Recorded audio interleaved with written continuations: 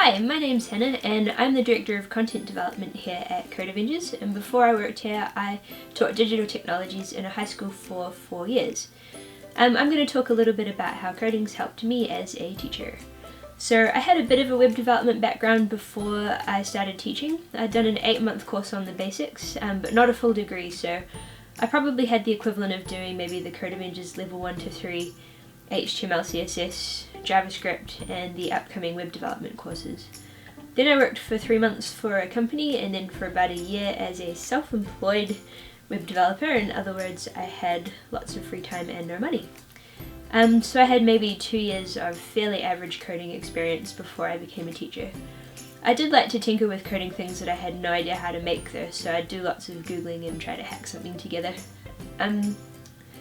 Once I became a teacher, I thought of all sorts of things that would make my job easier, and a couple of things made it past the wishful thinking stage, and the first one was an app I made for classroom management.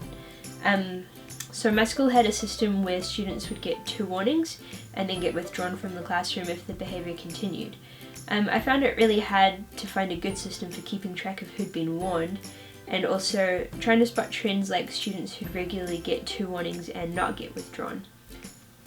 So I created this website, Behavin', and the idea is you open it up when your class starts, choose the class, and then you get all of your students here. So then if you need to give a student a warning, you just click on them, then again for a second warning, and if they get withdrawn, it goes black.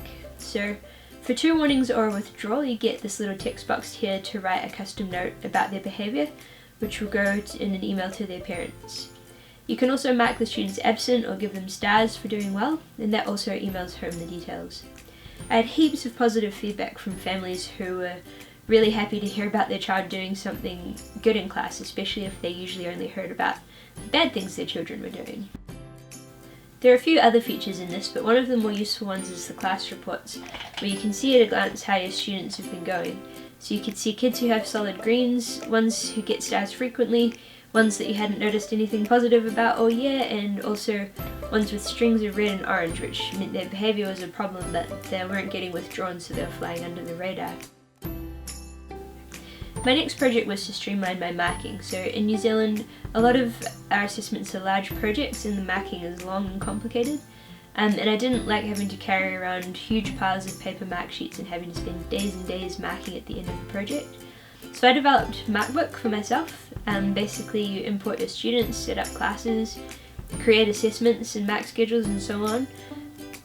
But most importantly, it made it so I could wander around the classroom on my tablet in the weeks while the students were working on the project and mark off anything I saw evidence for along the way. So this allowed me to gather more authentic evidence from sources other than their written work, as I could note down observations and conversations I had with students at the time that they happened. Then by the time they handed in all of their work, I would have maybe 5 minutes marking per student just to check for things I hadn't seen yet and anything they'd improved on. It also lets me email all of the mark sheets to students as PDFs by pressing this one button, saving the 15 minutes of handing them out in class, and I could return the assignments anytime, like in the weekends or the holidays. It also exports PDFs to Google Drive into a folder labelled with the assessment, class, date and all of the mark sheets, with the students' names, as you can see here. So this had a huge impact on how much time assessment took up for me.